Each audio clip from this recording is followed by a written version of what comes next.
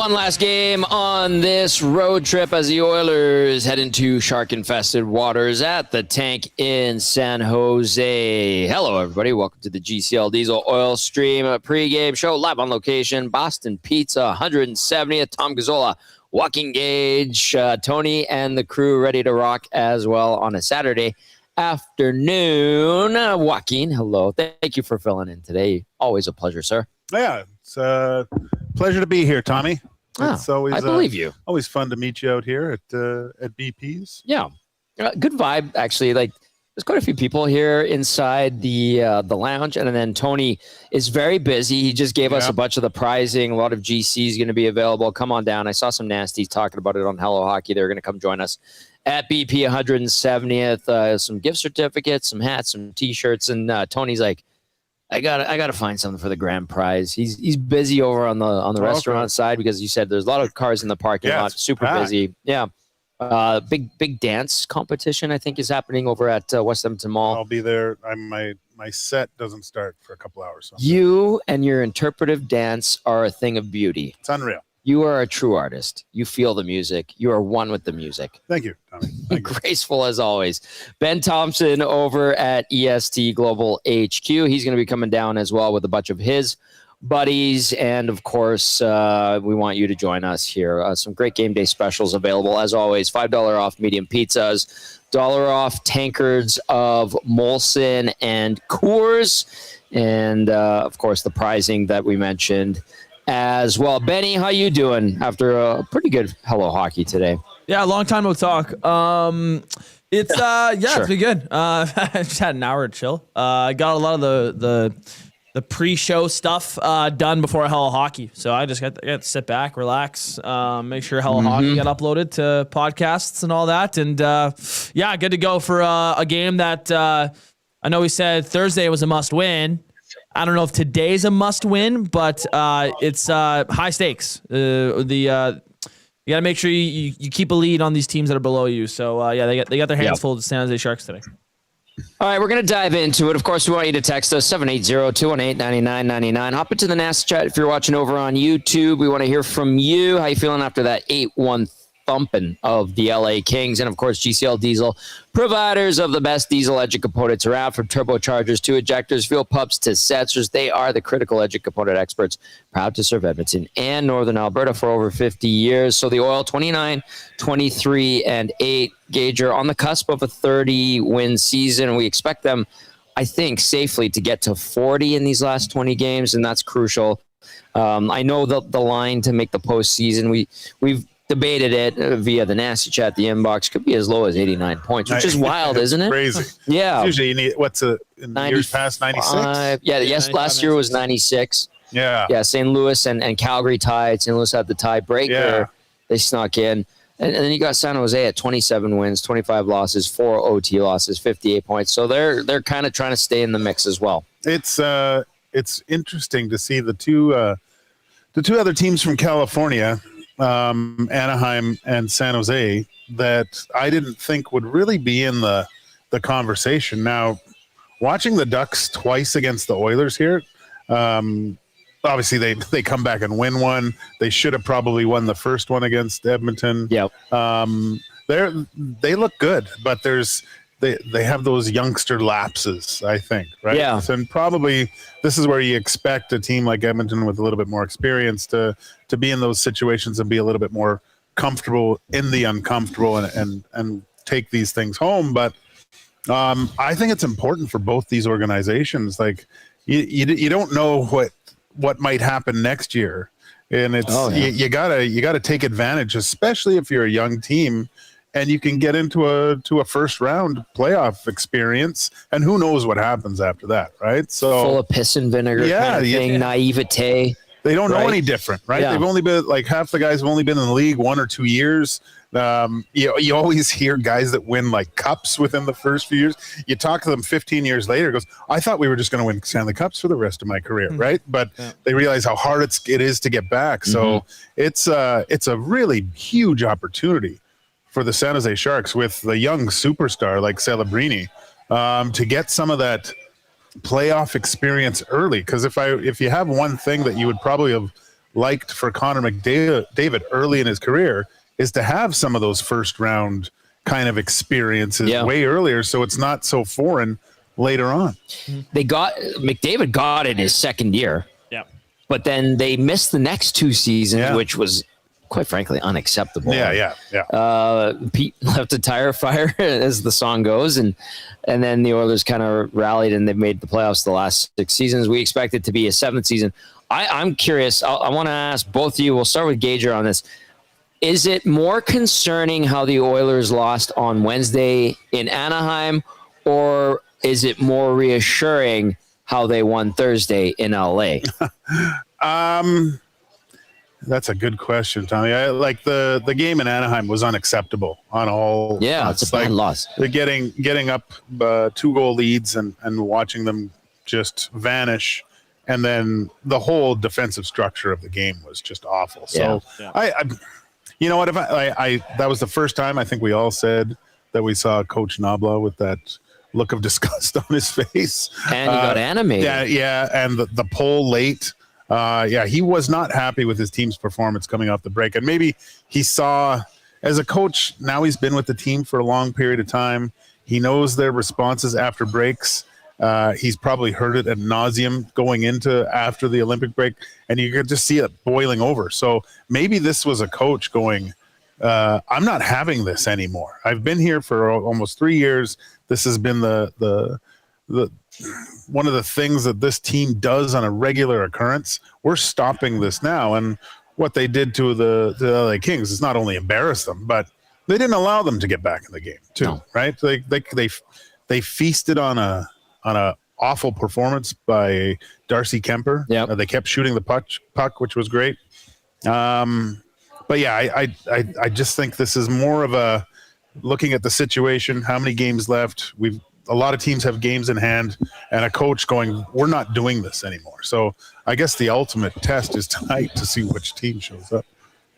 Well said. Benny, how would you follow that up to that question? I think it was more alarming.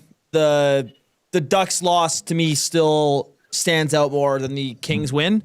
The win in LA for me, like I said on that post game, it wasn't to me, it was more of a representation of the LA Kings suck right now versus the Oilers are so good. You know what I mean? Like an 8-1 thumping is quite the beatdown. But I mean, you look at some of those goals, man, and they need some saves there. Kemper and Forsberg both did not have great nights that night. And you know they're missing Fiala, and you know I've critiqued their roster construction.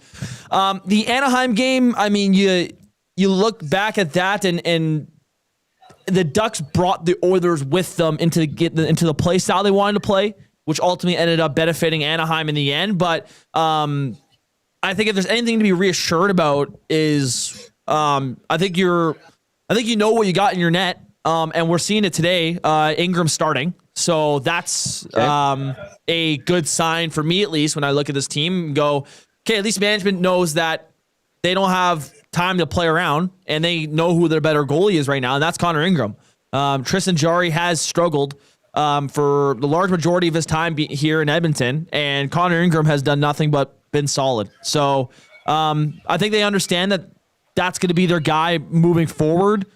We'll see how the splits go for the rest of the season, but I'd imagine, like I've been saying, I think Connor Ingram's your game one starter in the playoffs if they were to make it there. And I mean, they're doing it again tonight. They're giving him the start against the Sharks, where points are valuable for this team. So yeah, I'm still not happy about that Ducks loss. Still not. There's a lot of red flags there, but I don't know. Maybe it changes today with the Sharks game.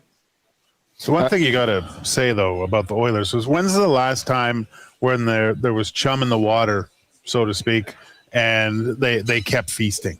Like they would let their foot off the gas by that third period and coast it on home and allow like 3 or 4 goals in garbage time and might make it interesting. They didn't do that, right? Yeah. So I think you can take that.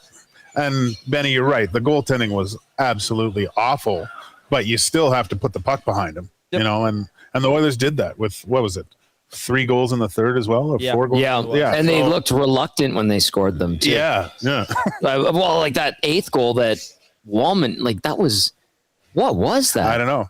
It was like he slid it underneath Forsberg off his backhand. Yeah, off the side. And the slap shot from the point. Yeah. That slapper was a little bit of a heater. I guess it's coming in fast, but still.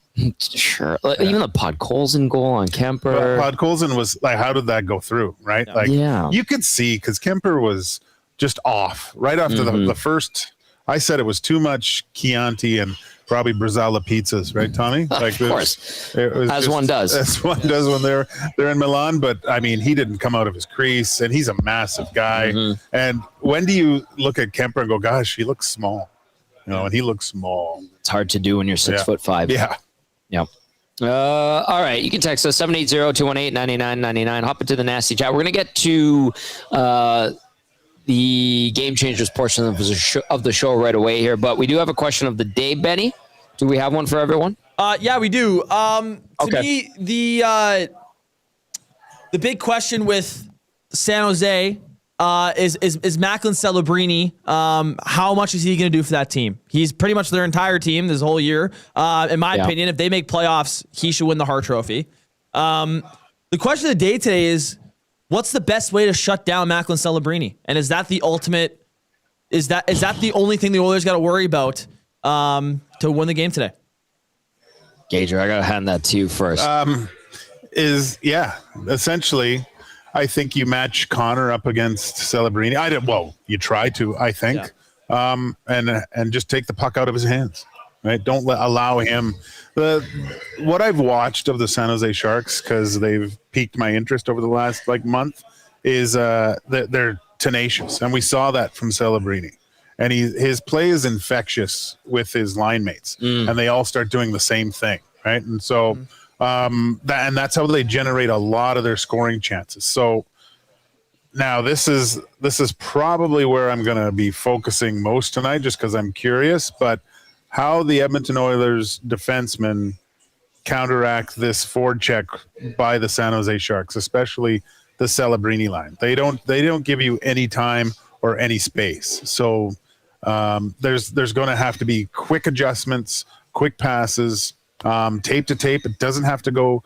I mean, don't always look for the sexy one. A 10-footer tape to tape to get it out of the zone and just alleviate the pressure from the forward check is very important. So you're going to have to get that cohesiveness with the forwards, not blowing the zone too quickly. And I think that's how you can defeat this forward check real quick. But let's see how Darnell Nurse and Wallman. I thought they struggled in the first 5 minutes of the Kings game, but then really kind of fell into line. I loved the Stastny Emberson. I thought they were aggressive. They were on their toes. They were anticipating plays without the puck in their own zone to eliminate any types of cycle. And of course, Emberson starts them off with a great first goal by jumping in the play. Maybe the influence of coffee. No, perhaps. You hope so. That was a great shot by Emberson, by the way. And then he also saved a goal, which was important. The Oilers on the PK the other night, I thought was a good silver lining, and how they killed off that 4-minute penalty that Darnell Nurse took at the end of the first period. That vital. That ended up being the advanced sport medicine physiotherapy turning point of the game. When it comes to the question of the day for Macklin Celebrini, I would assume you want to take away time and space, the old cliche. And I would also suggest maybe getting in his face a lot is the right way to do it. But, he's dangerous when he has the puck. But Joaquin, he also, from what I've seen of Macklin Celebrini in the year and 3/4 that he's played, he can bite you, not by having puck touches, but he can find a soft spot and then just score on a one-timer or digging something up, and he's willing to go to the hard areas. So he feels like, to me, he's such a well-rounded player that if you play him a certain way, he can adapt. Yeah, I'm interested to see, because he did find that so-called quiet ice a lot, but he also did have Nathan McKinnon and Connor McDavid feeding him pucks too. Yeah. So there's some elite thinkers out there. But yeah, he can hurt you in a lot of ways. Yeah. But I just, his tenaciousness and the way he can read a play, like the old adage, Wayne Gretzky, I don't go where the puck is, I go to where it's going to be. He does that almost as good as the best players in the league, where he anticipates where he can disrupt things in the offensive zone without the puck. That's what I kind of noticed about him most of all. And I mean, he's gonna. All the greats, when they go up against the other greats, want to have big nights. He knows he's going to be up against Connor McDavid. But who do you think, if you're Coach Nabla, I mean, he's done I think, a better job of any over the past 2 games that not putting the big boys together as much. Do you see him putting them together and going up against Celebrini, or maybe does he want to play one or either Connor or Leon against the Celebrini line to have more success? Who would you put up against him? Would you put Leon up there, or would you want Connor there? Like, do you think of Celebrini as a burner, speed-wise? Yeah. You do? Yeah. I compared him. I was wrong on something. I'm okay to admit when I'm wrong. I kind of looked at him as a more well-rounded Doug Weight, and then I watched him in the Olympics, and I was like, no, that's not it. He's kind of his own thing, in my opinion. Yeah. I mean, it would be fun to go back and watch Sidney Crosby's first year, second year. Yeah, there was a lot of those comparisons too. I think there's a lot, because Sidney Crosby was a burner. Yep. Right? And he's still a quick guy, but it's evolved to more small zone play, strength down low. He is still very quick. But I think Celebrini has that quickness, that darting speed. Maybe not overall burner like McDavid, but there's probably only a handful of guys that have his first 5 steps, right? And he's gone, so. He's a hell of a hockey player, though. Zedmo recommends slewfoot him at top speed. That might work. That could work. Little dirty, but that might work. Indeed. Jack and Dax via the nasty chat says Celebrini has the Crosby in his game. Celebrini would be okay against any type of player. I'm with you, Jack and Dax, on that one. What else do we have? Casino Dealer J says Celebrini, Sherwood, and Smith is like Everly Hall and Nuge, but a little bit better. And then Celebrini reacts so fast, adds Casino Dealer Jay. Let us know your thoughts. How do you stop Macklin Celebrini? That's the question of the day. We're going to get to some lineup stuff right away. What we do know, and we'll pass along to you, this is via Paige Martin. Before we dive into full lineups, we'll wait till the teams hit the ice for warm up, because the Oilers do have a few notes here. Paige, who is with the team in San Jose, of course, Paige with Oilers TV, says Kasperi Kapanen will be in the lineup today.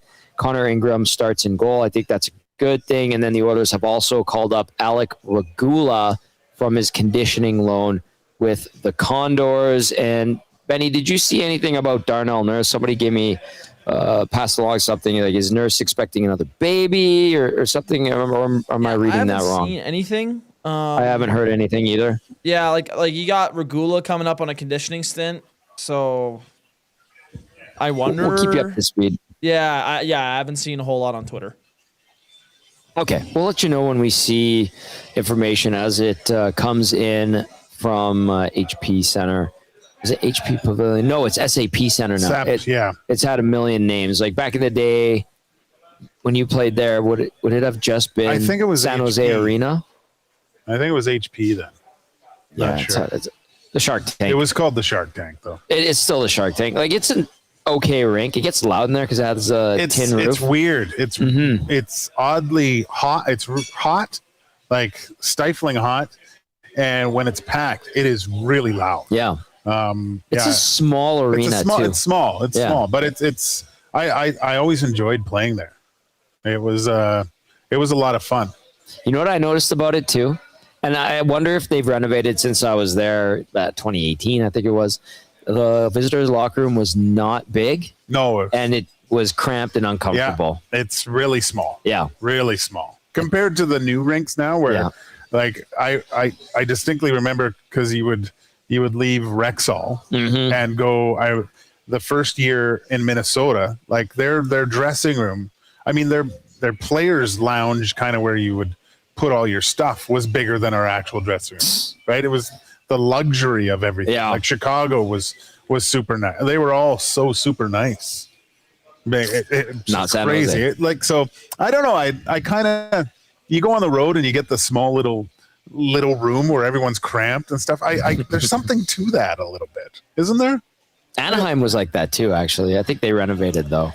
Jonathan Davis will join us in a few minutes. We got to get to Game Changers. He can give us the scoop on how the visiting amenities are these days. All right. It is the GCL Diesel Oil Stream pregame show live on location, Boston Pizza, 170th. I think Sarah's here. Hi, Sarah. Good to see you. We're going to have some nasties here and lots of great game day specials. Come on and join us. Take advantage. $1 off tankards of Molson and Coors Light. And then you got the golf simulator brought to you by Coors Light, $20 an hour. Best price in the city. We do need to get to Game Changers before we get to JD. Game Changers with Joaquin, brought to you as always by Damon Bunting Real Estate. Damon Bunting, a consistent top producing realtor in the greater Edmonton area for over 18 years. He and his team would love to help you find that right home or make the move from your current home. Check him out, damonbunting.com, or visit his Instagram at Damon Bunting Real Estate. All right, Joaquin, we're kind of shooting from the hip, but we do that well around here. What's number one on the docket for this game tonight, in your opinion? I think if looking through the Oilers lens is finishing the road trip strong, right? Mm-hmm. So if you look, even it's before the Olympic break, so they were in Calgary, so 4-game trip essentially was what it is. They got a chance to come out 50-50 on this. Yeah. So that's what you need to accomplish. And Benny alluded to it.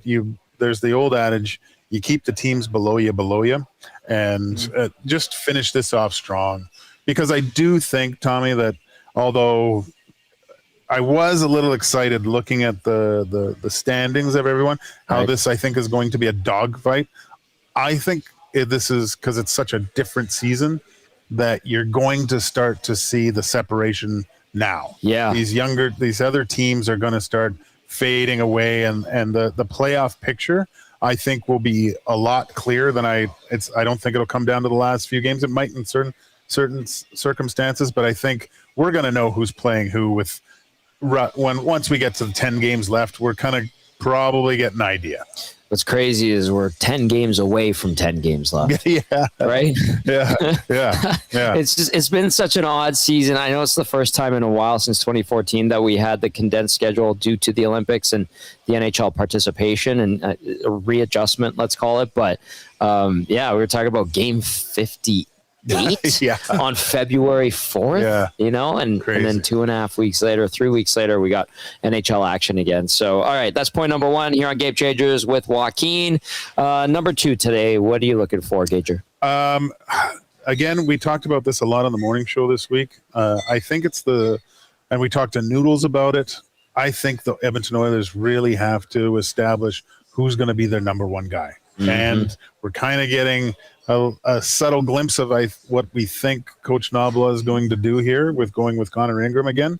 I think in a lot of, if this was before the break, you might even see Jari again at this point. But I have something to say about that. Continue. I just do not think that you can try to find it. You have to. Okay, you have a sample size. You've seen what both guys are capable of. Jari was not good in Anaheim.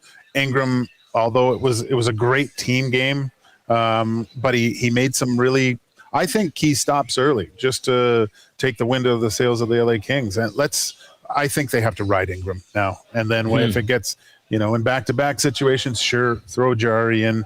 But I'm from a goalie standpoint, if this was at the end of the year and I was, you're kind of battling with another guy, I would prefer my coach just, who's it going to be? Me or the other guy? I got to get ready for playoffs. Let one guy start feeling it. Hopefully he's perfectly in his groove by game 80. Okay, that's a great segue into what I wanted to bring up, because Reed and I discussed this yesterday on the weekday edition of Oil Stream in the afternoon, because he goes, I have two questions for you, Tom.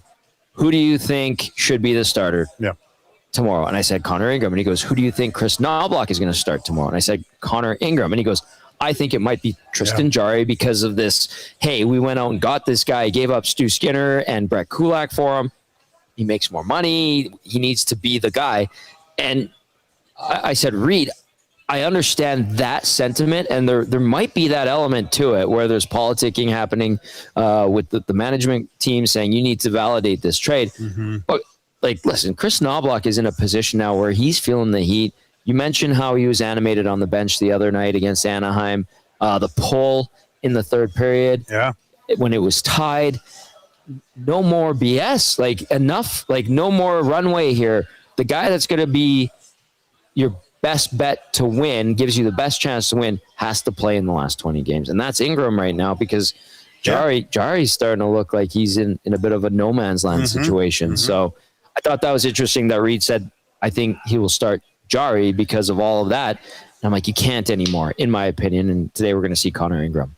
Yeah, no, that's kind of going into my third point too. Perfect. Tommy, is this Hell's Kitchen, and how many cooks you got in there? And what I mean by that is we had the rehiring of Coffee behind the bench. There's rumblings that this wasn't a very popular move.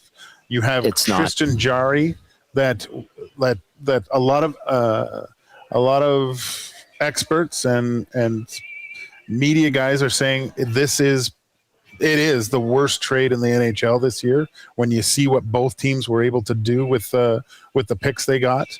So now you have pressure put on from up above that, look, I traded for this guy. We've got 2 more years with him. He's my guy. And now you have the coaching staff that you brought in another entity to be on there. But it's Knoblauch's team. He does the lineup list.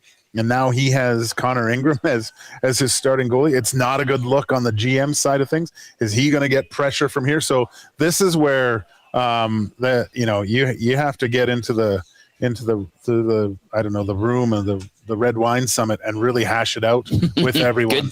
Good dig on that one. And find out what you're doing, because you can't be in a playoff race and trying to win games and feeling pressure. Well, you got to play my guy. I traded for him and it's making me look bad, So sometimes you got to eat a little crow or whatever it is, crap sandwich, and do what's best for the team.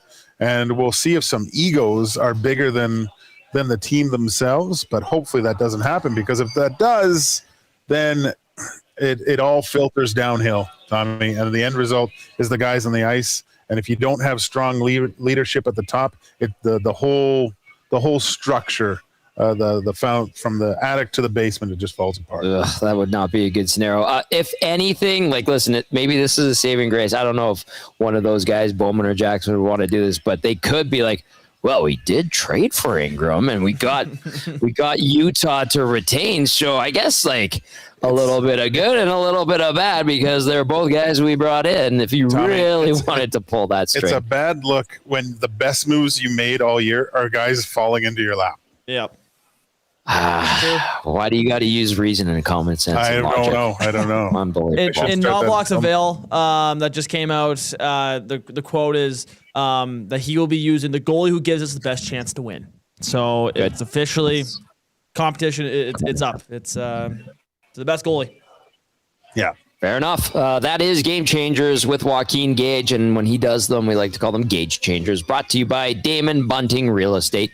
And check out Damon Bunting. If you're looking to buy or sell a home, or you're curious about the market, visit him, damonbunting.com, or visit his Instagram at Damon Bunting Real Estate. He's been a day one EST supporter, and we appreciate that very, very much. All right, you can text us 780-218-9999. Get into the nasty chat over on YouTube if you're watching live. Hit that thumbs up, subscribe, all that good stuff, as we welcome in our guest this afternoon, our good buddy Jonathan Davis, SiriusXM NHL Network Radio, covering everything on the Pacific Coast and into the desert as well when it comes to the NHL, and a good buddy of ours for a long time. JD, what's going on, man? How you doing? I'm doing great. No news out here. It's pretty quiet in Los Angeles. No controversy. Coach is doing fine, and hey, it's good times. You are so full of crap right now. we saw the 1,000-mile stare on Jim Hiller's face, and it was bad because he was talking to himself. Yeah. And there was nobody around him. So what's going on over there after that thumping? Look, the fact that they did not make a coaching change. I mean, they've had really 8 opportunities. I'm not joking, to relieve Jim Hiller of his duties, but by not firing him after the Edmonton game, to me, that's just more of throwing up the white flag. I just don't know. Anze Kopitar and Mikey Anderson were asked after the game against Edmonton, have you guys quit on the coach? And they basically said, well, we're playing for each other. They didn't say they, so that kind of tells me, that answers that question. It's not a good situation here, to say the least. It hasn't been for a while. And I think a lot of that has to do with decisions that, whether it's Jim Hiller or whether it's Jim Hiller and the management have made in the way they've deployed players throughout the year, they are head scratchers. I mean, Quentin Byfield, was asked a couple weeks ago, have you been the shutdown center here this year? And he says, yeah. Like, that's, well, that can't be.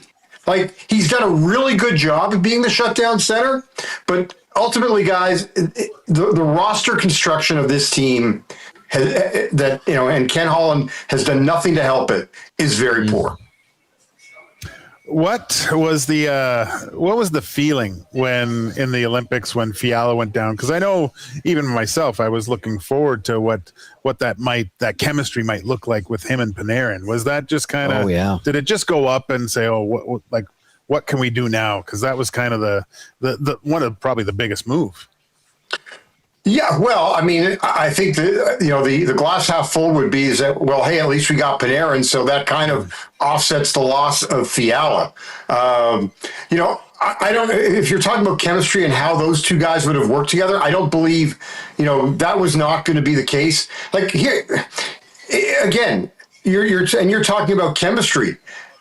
We were shocked that Anze Kopitar, Adrian Kempe, and Artemi Panarin were not the line that that was not going to be the trio. And it lasted for a bit in the Vegas game, and then when it came to your game the next night, no, we're keeping Laferriere with Kempe and Panarin. So, but to go back to Fiala, it hurts. I just think that this roster, though, has a lot of issues. The two additions that they made on the blue line with Ceci and Dumoulin, although it hasn't been an unmitigated disaster, it hasn't been good. And Corey Perry has been, at times has been one of their better forwards, but at the end of the day, he's not going to flourish like he was in Edmonton when he had Connor and Leon to play with. Right. So, there's just there are many issues from top to bottom, the way I see it. And then look, and then goaltending, Darcy Kemper, to think that he was the third goalie for Canada at the Olympics. And, you look, the performance against Edmonton, the first two goals for sure, leaky to say the least. Oh, God. And you know what, JD? That opens the door for a team like San Jose to pass the LA Kings if they're throwing out the white flag, like you mentioned. And with this Sharks team, I know they're a little bit behind when it comes to chasing down a wild card spot or a playoff spot in the Pacific Division, but they're kind of right there. How do you assess the Sharks team going into the stretch drive? Do you think they have the kind of piss and vinegar and the youthful enthusiasm to actually make a run of this? But And I'll say this, too, like Joaquin alluded to it a few minutes ago. He goes, this is where you might see inexperienced teams start to fall off because they don't know how to handle a stretch drive, and the good teams with veteran players ramp it up another notch. Yeah, I mean, I do wonder, look, I think they've got the piss and vinegar. I do wonder if some of the younger kids have hit a wall. It looked that way going into the Olympic break. Now, look, I mean, they lose to Calgary, and and it's now 14 of 16 that the Flames have beaten the Sharks. So, maybe that's, that really shouldn't be a surprise. But they just, they don't look like the team that we saw, prior to that, the losing streak that started. I mean, look, the Edmonton Oilers were the team that put this San Jose Sharks into a tailspin. That night coming back from down, 3-0 and then winning in overtime, that set the tone they have not won a game since then. So, I do wonder. I mean, I think that, look, the issue for me for San Jose is, what happens with Nashville, because there really is likely only one path for San Jose, and the Predators keep finding a way to hang around. Here's the one thing, because Tom, you know about me in the whole betting world. The San Jose Sharks this year are 7-2 against teams with a goals against average above 3.25. Check notes. Oilers goals against average 3.3. Didn't even need to check notes to be like, wait a second. Jonathan, so looking at both teams, the one thing I think the LA Kings have the advantage of is when you look at the no trade moves in Edmonton, there's anchors beside everyone, but there's a lot of guys that are able to that Ken Holland's able to move. Do you think he's going to be? This is just, can he retool before the trade deadline and look to next year, or is this stand pat and wait till the off season? Well, I would push back, Joaquin, and I'd say, look, the guys that have the ability to move are Warren Fogle, Trevor Moore, and Alex Turcotte. What are you getting for those guys? I mean, they're not trading any one of those guys is not. I don't think is going to help make your team better. And everybody else, either has no moves or no trades, or you've got contracts like you gave out to CC and Dumoulin, and you're not moving any one of those guys. Here's the baffling thing. Another baffling thing for with me and for Ken Holland is the day of the Panarin trade. He was asked, are you going to look to bolster your blue line at any point? And he said, why? Why would I? I mean, what GM would not want to add a defenseman for the playoffs? That you always always hear you need 7-8 guys, but they just don't have the pieces to move unless they want to mortgage the future. And I don't see why you'd want to do it with this team. They're really. I mean, at best, they're a one-round team if they get in. Crazy. Nobody's denying that. Yeah. Okay, JD, before we just dive into this afternoon's game and what your outlook is on it, how do you handicap the Pacific Division in the stretch drive here? What do you think might actually come to fruition? Well, okay, I'll give you an idea. I just put down some money on the Anaheim Ducks to win the Pacific at almost 5-1. The Ducks 3 points back of Vegas. A game in hand. And they've got the second easiest schedule the rest of the way. You watch this Anaheim team, and again, look, they did it again last night. It's not a style of hockey that breeds success come playoff time, but there's no lead, as you guys saw, the first game out of the break. They're not concerned. Like I was joking with friends last night at 2-0 when they were down 2-0. I said, they've got the Jets right where they want them. I mean, I didn't realize that they really did. I do like this team. Here's the difference. One of the things, look, Greg Cronin doesn't get enough credit for what he did in getting this team to where they were to start the season. They had the second largest point increase in the NHL last year, just behind Columbus. But they needed a guy like Joel Quenneville to help push them over the top. And I think he has done that. There have been a couple of games this year. I look back at a game, they lost at home 7-0 to Utah. The next game they come out, they beat the Washington Capitals. They lose 8-3 to Dallas. They come out the next game and they beat the Columbus Blue Jackets. So I really think that, there's a belief system that I think that Quenneville's helped to create, and I think that his mere presence and the fact that guys want to play for him, that's one of the big differences. Guys didn't want to play for Greg Cronin. I mean, he was a tough, surly guy to play for, maybe like Mike Keenan, but without the cred. And that's so hard. Yeah. I mean, there was almost a mutiny, but we softened up in the second half of last season. This team never quits, and they've got a great mix of young players, and then you've got the veterans with Kreider and Trouba and Gudas. So I like where this team is at, and I would think that Pat Verbeek, who was interested in trying to get Panarin, will add at the deadline. And I think he's going to try to help his blue line because, unlike Ken Holland, I'm sure he does feel he could use some help on the back end. All right, JD, this afternoon at the Shark Tank, what's going to happen? Well, I do like the Oilers. Now, maybe look, beating LA 8-1 is not a big, I'm not going, they've now turned the corner. But I just look, It's the easiest thing. You got the two best players in the league, or two of the best players in the league on your side. I do like what Connor Ingram has done. I think your thought process behind Ingram has to be the guy right now. Yeah, the numbers indicated, his performance has indicated. I just look for Connor and Leon to help. They're going to drag these guys into the mud, and I think the guys on the other side are still learning. So I do look, despite what happened in Anaheim. But I like the way they followed up the next night. I mean, they stepped on the Kings' throats, and that's what I like the most. It's not that they just beat them. I think that when you're Edmonton, and what they've gone through, and the comments that Leon made before the break, I think I like the attitude that they pile drive them 6 feet under the ice, and I think that I do like them tonight, and I think we're gonna see a lot of goals today. Take the over, baby. Take the over, baby. Yeah. JD, thanks for the time. Always great to see you. And we're going to be doing this again before the end of the regular season, right? Always available.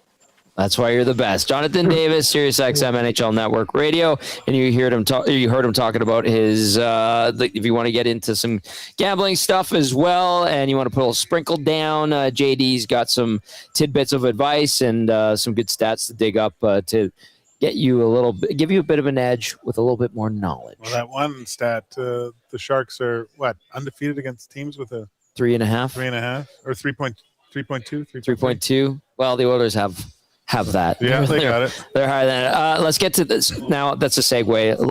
Sloppy on my part. To get to the game day odds check, brought to you by our good friends over at Play Alberta, who are presenting sponsors of Edmonton Sports Talk. Play in Alberta because it stays in Alberta, safe and secure. The revenue generated from Play Alberta is redirected into Alberta's General Revenue Fund, which is used to support programs and services that Albertans rely on every day. Your money line for tonight: Edmonton minus 161, San Jose at plus 136. Over at Play Alberta, the spread minus 1.5, plus 137 for Edmonton, minus 200 for the Sharks, and then the over/under, not surprisingly, set at 6.5. The over at minus 167, the under at plus 125. That would be a massive shock to see the under hit. That is your game day odds check, brought to you by Play Alberta. We're going to get to Chris Snoblock, and then we're going to go into lines and injury report as well. But Gage, can you pass that over? I know Tony brought this vest over, which is really nice. Very nice. It's an Oilers Molson vest, I believe it is. Yep, that's going to be the grand prize today. What size is that bad boy? You see it? It's a large. It's a large. Okay, good. And these things are great. Like, you wear a hoodie underneath, and very versatile. Usually they're pretty warm, the puffer vest. So that's the grand prize today here at Bossa Pizza, 170th. We have a bunch of $25 GCs. We've got a bunch of hats, a bunch of T-shirts, and some other stuff. And then VR Montenegro, Rip City Steps, Sarah and Kelvin are here. They're ready to go. Kelvin's got the new EST hat, looking great.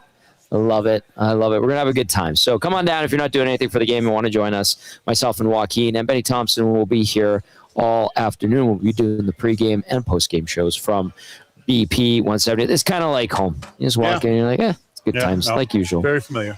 Benny, before we go to Chris Knobloch, anything you want to add? Anything that JD said that kind of caught you and piqued your interest? We're in the same. We're in agreement on the LA Kings there. They to me, if they make playoffs, they're a 1-round team at most.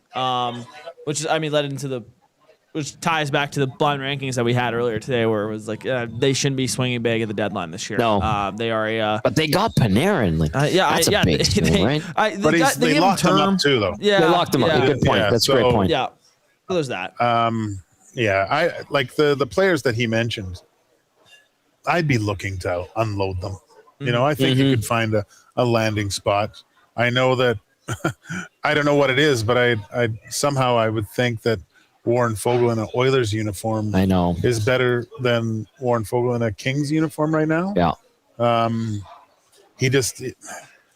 I think he can solidify a bottom six. I know it was like sat out for 7 games. That was his first goal in a long time. Yeah.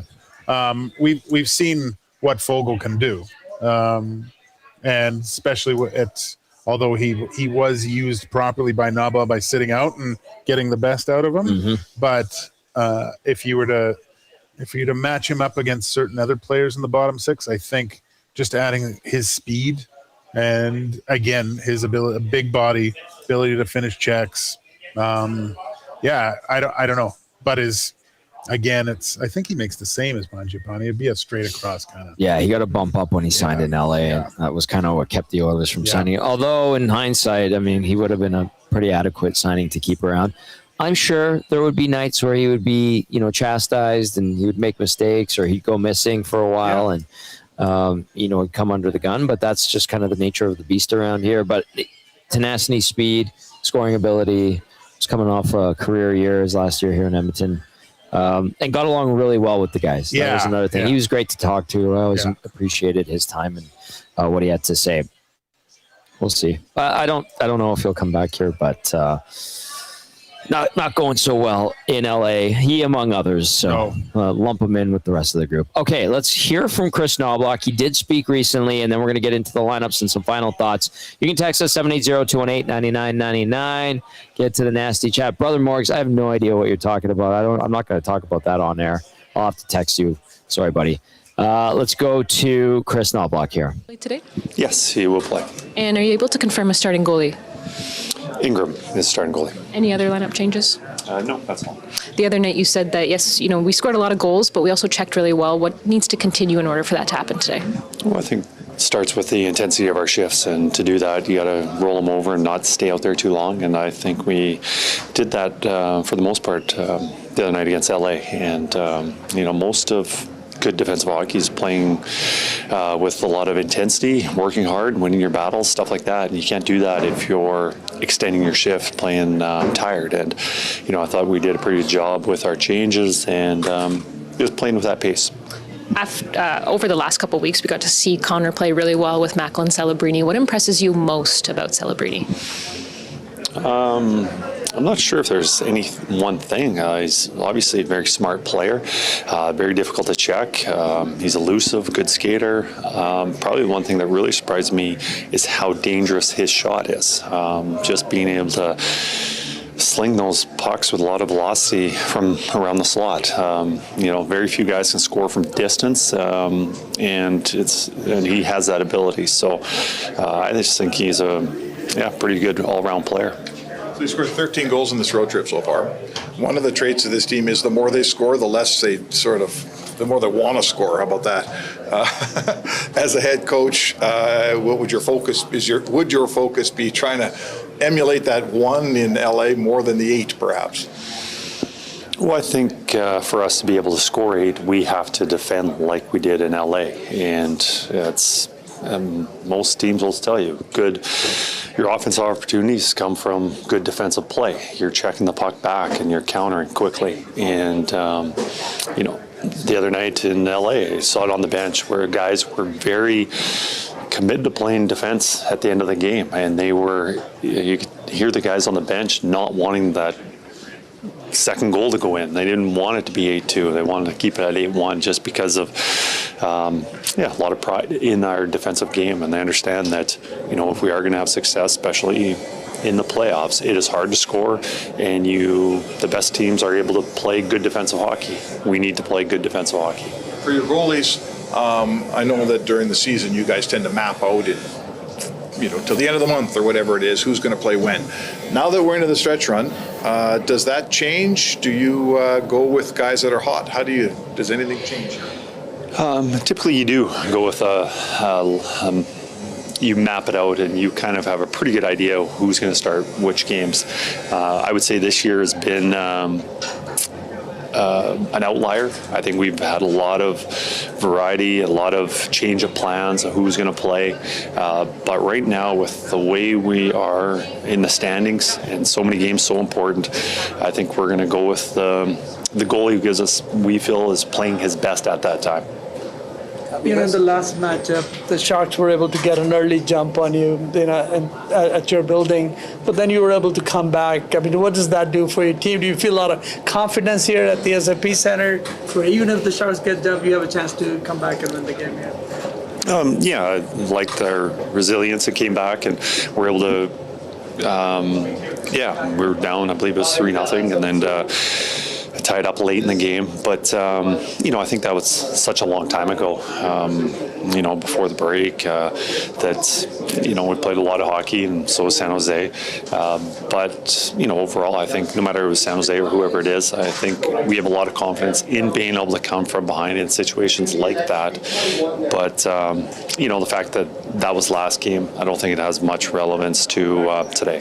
And Sharks have 3 matchups against you coming up, so they see this game as a very critical game depending on their standings. So what do you think about the whole matchup, and do you think Sharks going to be able to sort of get a bounce on you here? Absolutely. It is a very important game, and for them in their mind to win, to catch us, because there's a team that they've got to pass some teams to make the playoffs, and we're looking at it as here's a team that's just right behind us on our heels, and we would like to create a little more separation, and being able to win games like that, on this stretch or this road trip for us, Anaheim, LA, San Jose, almost identical situations where we're almost tied or just maybe a point or two ahead of them, that it's important that we win as many games, especially against teams that we want to stay above in the standings. Because of how fast Connor McDavid plays, maybe it can sometimes be difficult for players to play with them. So can you describe just maybe the challenge of that, and were you surprised that Macklin Celebrini was able to do that so well? Yeah, I think a lot of players, compliment him. I don't necessarily think you need to be a fast skater. I think it's really important that you think fast, and Celebrini is obviously a smart player. He doesn't have a season like he is without being that type of player. But I think just being a player that can read off Connor and be able to get him the puck, I think that's what is the best match for Connor. Somebody who could, break the puck out well and, go to the net. Obviously somebody who can score goals, that kind of thing. We look at our players, too, that complement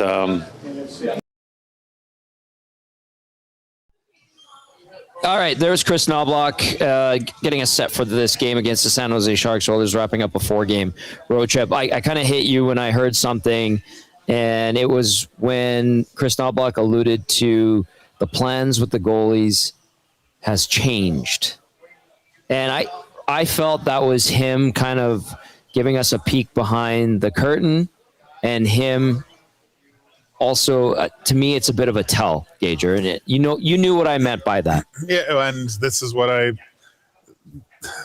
thought might happen. And we don't know what he meant, but we're speculating, a little bit. But it does sound like the blueprint, so to speak, was Tristan Jarry to take over as the number 1 guy. Yeah. I've been in enough situations and been in locker rooms, and and to a lesser extent a little bit, but the players and the minors that are picked in rounds 1, 2, 3 get a lot more looks and a lot more maybe chances to perform than the players that are in 4, 5, 6. Yes, right? And this kind of emulates the same type of situation. You've got a guy that the GM has gone out and to solidify a position. It's not working out. Your fallback, although it was a move, I still think it kind of fell into their lap.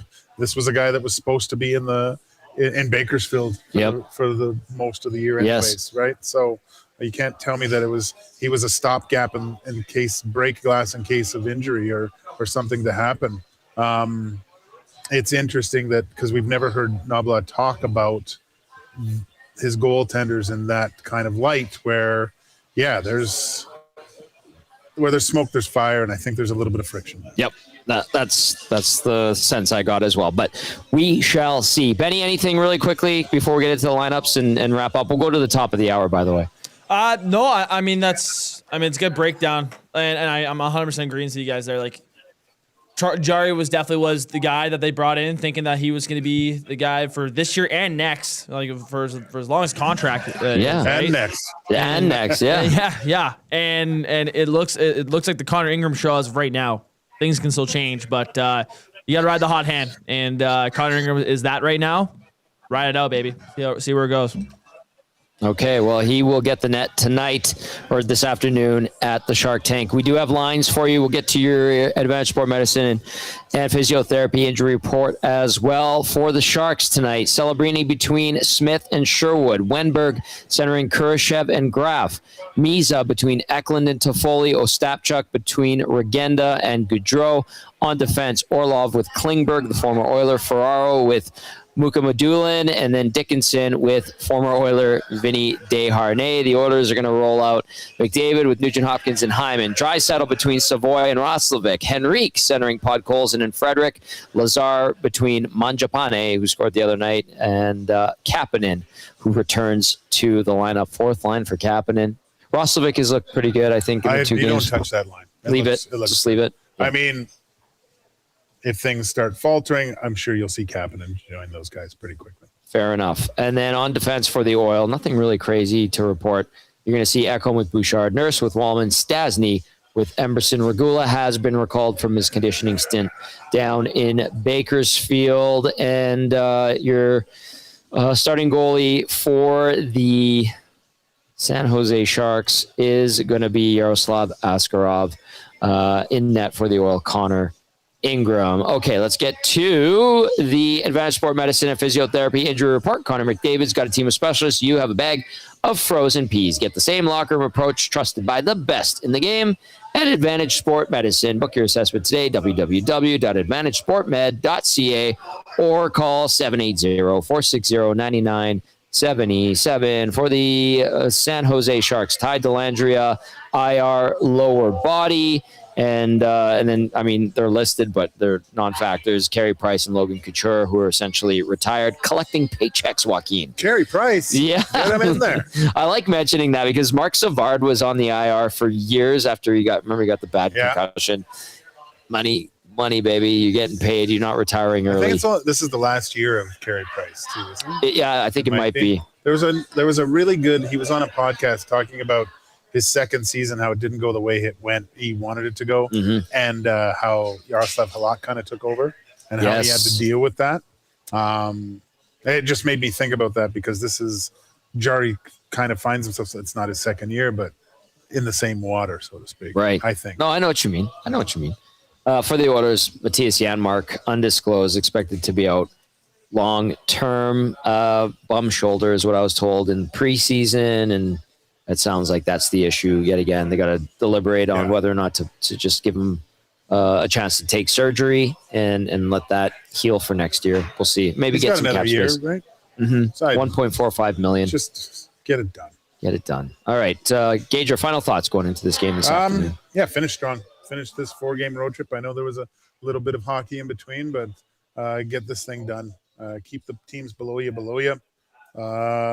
A really good opportunity, and I think that you really want to stay in the top 3 of the Pacific, right? So, and you've played more games than everyone else too. So this is a huge game. It's not only a 4-point game, but it's a game in hand that other teams have on you. So yeah, make hay while the getting's good.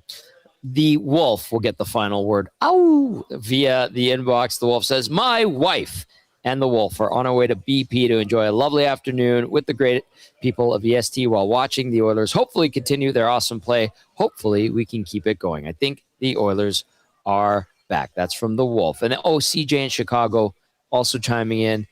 Oilers pregame, poolside, plus 30 weather is chef's kiss. Go Oil. CJ, good to hear from you. I saw your update on Instagram. Enjoy the good weather. Enjoy the game. Thank you to Jonathan Davis from SiriusXM NHL Network Radio for hopping on with us. Good stuff from Gager. We will be here all afternoon. Benny's coming down as well. Boston Pizza 170th. You can see the nasties behind me. I saw Kel in the park stroll in as well. We're going to have a great afternoon here. Come on down.